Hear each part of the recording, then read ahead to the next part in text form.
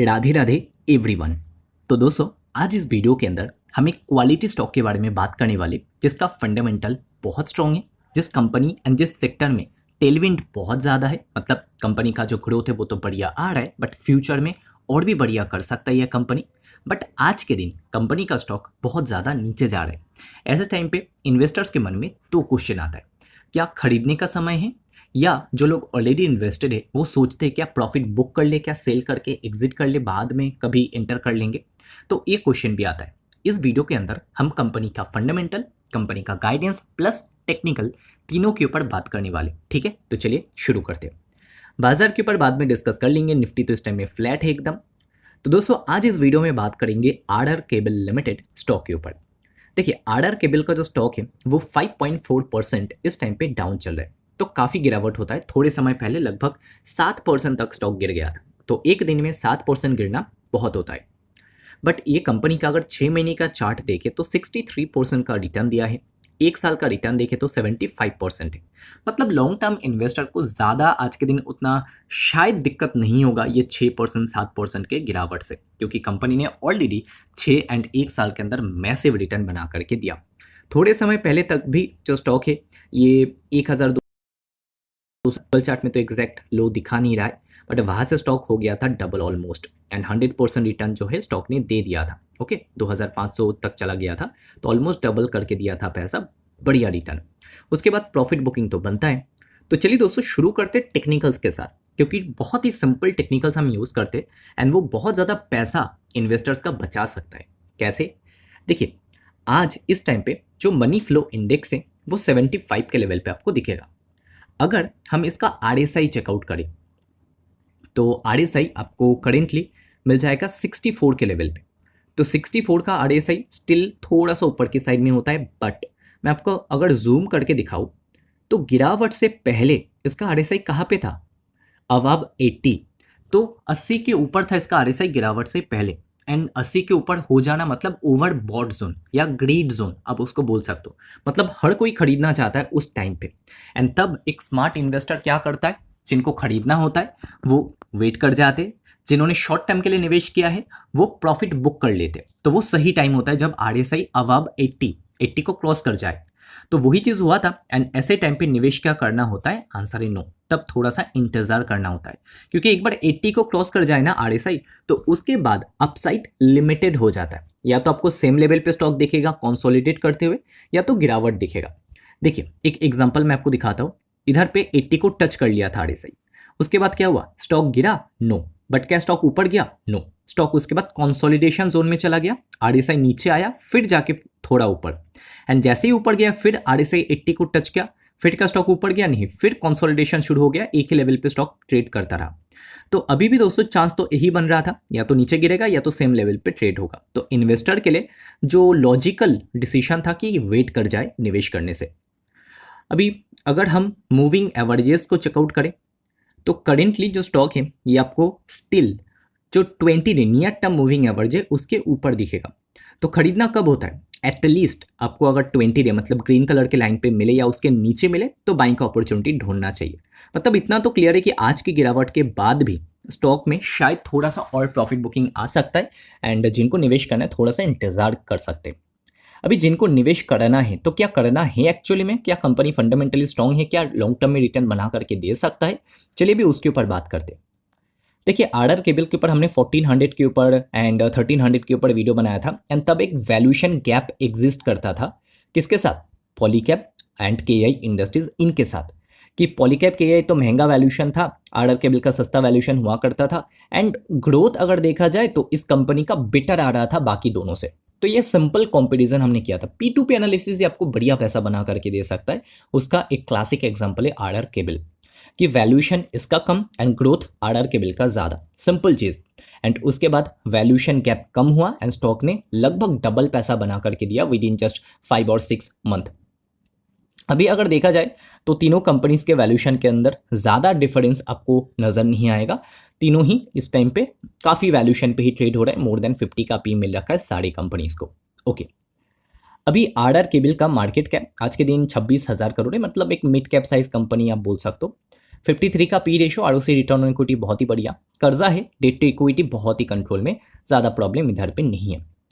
RR cable में over the period of time एक बहुत ही पॉजिटिव चेंज नज़र आया एंड वो आया है इनके शेयर होल्डिंग पैटर्न में। प्रोमोटर ने तो कोई चेंजेस नहीं किया मार्च में, बट अगर आप देखेंगे पब्लिक का स्टेक वॉच 15% है एंड थोड़े समय पहले या लिस्टिंग के समय पब्लिक का स्टेक हुआ करता था 23%।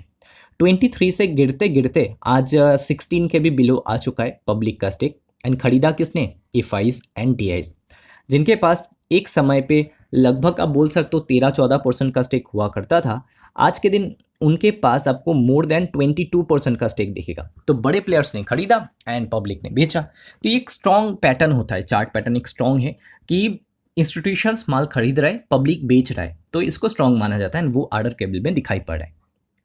अभी थोड़ा सा फ्यूचर डिमांड की बात कर लेते कि की डिमांड ड्राइवर क्या है। सबसे पहले 500 gigawatt green energy target by 2030, ये जो टारगेट लिया है इंडिया ने, तो उससे फ़ायदा मिलेगा क्योंकि वहाँ पे केबल्स का यूज़ होने वाला है। Single biggest cable demand driver 9.16 trillion rupees in power transmission infra investment by 2032, 26,988 circuit किमी of grid expansion under PM Gati Shakti, तो उसके थ्रू डिमांड आएगा। RDSS scheme 3 lakh crore to modernise distribution network, data centre में जो कैपेक्स हो रहा है like 2 gigawatt installed capacity by 2026 and $126 billion hyper scaler commitment. Only 44% of India's mobile towers are fibre connected, जबकि China में ये नंबर देखेंगे या ग्लोबली देखेंगे तो 85 या 90% दिखेगा। Then 6 lakh new urban homes completed loan, smart homes need 30% more wiring than conventional. तो ओवरऑल आप बोल सकते हो RR cable sits at the intersection of every single one of this themes and they are investing 1200 crore ahead of it. मतलब company ने capex से शुरू कर दिया, काफ़ी बड़ा कैपेक्स कर रहा है, केआई कर रहा है एंड पॉलीकैप भी कर रहा है। पॉलीकैप का कैपेक्स का अमाउंट थोड़ा बड़ा है क्योंकि कंपनी का साइज भी काफ़ी बड़ा है पॉलीकैप का, तो पॉलीकैप 5-6 हज़ार करोड़ कर रहा है, ये company RR cable 1200 crore capex कर रहा है, केए इंडस्ट्रीज 500-600 करोड़ का कैपेक्स कर रहा है। मतलब उस हिसाब से देखा जाए तो आरआर केबल का कैपेक्स काफ़ी है। बट गिरावट क्यों हो रहा है? तो अभी ना ब्रोकर थोड़ा सा कॉशियस हो रहा है इसके वैल्यूशन को लेके, क्योंकि जो रनअप देखने को मिला लास्ट 4-5 महीने के अंदर वो मैसिव है, जो वैल्यूशन रीरेट हो गया बहुत ज़्यादा, तो उसको लेके थोड़ा सा ब्रोकरेजेस अभी कॉशियस है। क्यों? देखिए, एक तो नया प्लेयर एंटर करा एंड वो है अल्ट्राटेक का 1800 करोड़ का प्लान जो है वो कमीशन होने वाला है लेट 2026 में। अभी सबको पता है कि जो आदित्य बिरला ग्रुप है उन्होंने पेंट सेक्टर में एंटर किया, तो पूरा जो बर्जर पेंट या एशियन पेंट का ग्रोथ है वो गायब हो गया, स्टॉक का रिटर्न गायब हो गया। तो ये एक डर है लोगों के मन में कि अभी अगर ये केबल्स के वायर एंड केबल्स के बिजनेस में एंटर करते हैं तो इधर पे भी मार्केट शेयर खाएगा। बट दोनों में डिफरेंस क्या है? Wires and cable sector and paint sector, इन दोनों में डिफरेंस ये है कि वायर्स एंड केबल्स में डिमांड अभी भी एग्जिस्ट करता है, काफ़ी है, पूरा सेक्टर ही 13-14% से ग्रो करने वाला है। कहीं पे भी कैपेक्स होगा तो उसका फ़ायदा ये सेक्टर को मिलेगा। मतलब ये कंपनीज को एग्जिस्ट करते हुए भी ग्रोथ ला सकते, ये एक मेन डिफरेंशिएटर फैक्टर है दोनों सेक्टर के बीच, paint and cables and wire. Adani's cable joint venture is expected in FY27. They will compete in exactly the B2B cable segment where RR Cable is spending 80% of its capex. मतलब जहाँ पे RR cable का ज़्यादातर capex हो रहा है वहीं पे अडानी का जो जॉइंट वेंचर है वो भी आ रहा है, वो भी B2B सेक्टर में फोकस करेगा। The likely damage is not collapse but pressure EPC by using new suppliers to negotiate tender price down and rising cost to retain dealers at volatile copper prices and West Asia export risk and you have a real near term headwind. देखिए, ये तो headwind है, मतलब थोड़े challenges है कि अगर competition आएगा तो कंपटीशन क्या करेगा कि सस्ते दाम पे माल बेचने जाएगा। तो आप अगर अपने कस्टमर्स को, डीलर्स को रिटेन करना चाहते तो आपको भी थोड़ा सा तो उनको छूट देना पड़ेगा, राइट? क्योंकि ब्रांड वैल्यू तो अडानी के पास भी है, अल्ट्राटेक के पास भी है, राइट? तो ब्रांड वैल्यू सबके पास है। अभी कौन ज़्यादा डिस्काउंट देता है या छूट देता है, उनको थोड़ा बेनिफिट मिलेगा। अभी अगर छूट आप देने जाएंगे मतलब आपके मार्जिन में थोड़ा प्रेशर आ सकता है। तो ये एक रिस्क फैक्टर है जो मार्केट सोच रहा है, ब्रोकर्स सोच रहे हैं इस टाइम पे। देन जो रॉ मटेरियल का कॉस्ट वोलाटाइल है वो तो एक रिस्क है, एंड जो वेस्ट एशिया का प्रॉब्लम वो अभी तक ख़त्म नहीं हुआ है तो वो भी एक रिस्क फैक्टर है। अभी वैल्यूशन को लेके भी बहुत सारे लोग कंसर्न है कि वैल्यूशन थोड़े समय पहले तक तो बहुत कम था, अभी काफ़ी डिरेट हो चुका है, काफ़ी ऊपर आ चुका है। एंड वैल्यूशन का बढ़ना बहुत ज़्यादा, इसका मतलब है कि मार्केट सोच रहा है कि सब कुछ ठीक रहेगा एंड कोई चैलेंजेस उतना नहीं आएगा, कंपनी जैसा परफॉर्म कर रहा है वैसा ही परफॉर्म करेगा। मतलब एकदम बुलिश केस में जो वैल्यूशन मिलना है वही वैल्यूशन अभी बाजार इन कंपनीज को दे रहा है। सिर्फ इसको नहीं, पॉलीकैप को, केआई को, सबको ऐसा वैल्यूशन दे रहा है। मार्केट सोच रहा है कि टेलविंड है, कंपनीज अच्छे करेंगे। तो अभी चलिए कुछ और फैक्टर्स के बारे में आपको बताता हूँ, जैसे कि ग्रोथ गाइडेंस। तो वायर्स एंड केबल्स का वॉल्यूम ग्रोथ गाइडेंस कंपनी ने दिया FY27 में 16 to 18%। एफएमईजी का जो रेवेन्यू ग्रोथ है वो होगा 20 to 25% एंड वो ब्रेक इवन भी करने वाला है इसी साल FY27 में, बहुत ही बढ़िया रहेगा। Wires and cables EBIT margin अभी तो 9.5% है, बट कंपनी का टारगेट है 10.5% करना। मतलब एक साइड में हम सोच रहे हैं कि कंपटीशन आएगा तो मार्जिन में प्रेशर आ सकता है, बट कंपनी का गाइडेंस तो काफ़ी बुलिश है। वो तो कह रहे हैं कि इस साल तो 9.5 देखेंगे, अगले साल हमारा टारगेट है 10.5%। मतलब मार्जिन इंप्रूवमेंट की बात करें, डबल इंजन की बात करें, एक रेवेन्यू ग्रोथ, दूसरा मार्जिन एक्सपांशन। एंड कैपेक्स भी कर रहा है कंपनी 1200 करोड़। मतलब कंपनी के लिए जो इनको करना है वो तो कर रहा है। वॉल्यूम टारगेट इन्होंने 18% का दिया लॉन्ग टर्म का, जो कि खराब नहीं है।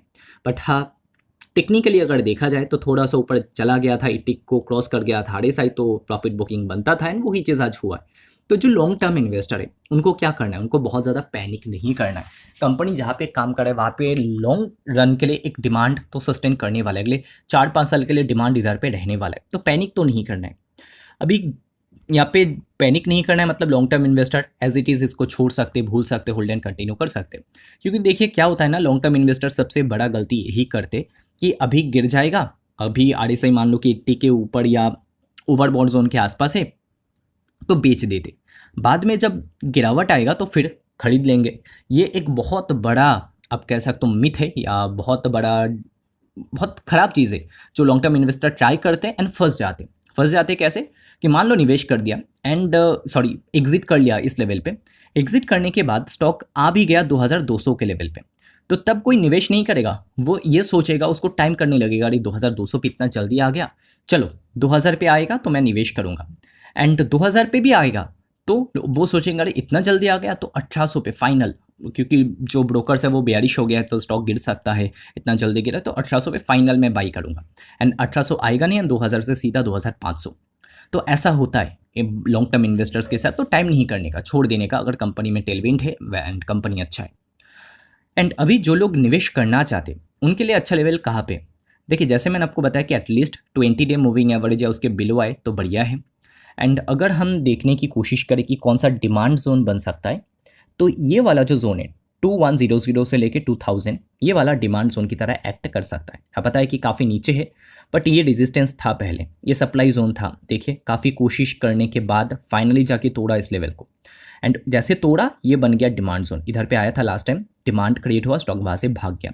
अभी स्टॉक ऊपर है and still 20 day moving average के ऊपर है, तो आई थिंक तो थोड़ा सा इंतजार करना चाहिए, थोड़ा ठंडा होने का समय देना चाहिए, उसके बाद आप सोच सकते हो, विचार कर सकते हो। ठीक है, बाकी कंपनी अच्छा है, क्वालिटी कंपनी है। आपका क्या विचार है दोस्तों RR केबल के ऊपर, कमेंट करके बता सकते हैं। कितने लोग इन्वेस्टेड हो, कितने % का रिटर्न आप इंजॉय कर रहे हो, कमेंट करके बता सकते हो। वीडियो अच्छा लगा तो लाइक कर सकते हो, चैनल पे फर्स्ट टाइम हो तो जस्ट 1 महीने के लिए सब्सक्राइब करके देख सकते हो। आई होप कि आप डिसअपॉइंट नहीं होंगे। कुछ एक्स्ट्रा लर्निंग कंटेंट चाहिए तो प्राइवेट लर्निंग ग्रुप टेलीग्राम पे आप ज्वाइन कर सकते हो, जहाँ पे डेली बेसिस पे स्टडी रिपोर्ट, रिसर्च रिपोर्ट आपको मिल जाएगा, टाइमली बेसिस पे आपको न्यूज़ एंड अपडेट वहाँ पे मिल जाएगा। कैसे ज्वाइन करना नहीं पता, या तो कमेंट करके पूछ सकते हो, या तो आप जो है यूट्यूब कम्युनिटी पोस्ट चेक कर सकते हो, या सबसे अच्छा रहेगा कि मेन टेलीग्राम ग्रुप आप ज्वाइन कर लीजिए पहले, उसका लिंक डिस्क्रिप्शन में ही है।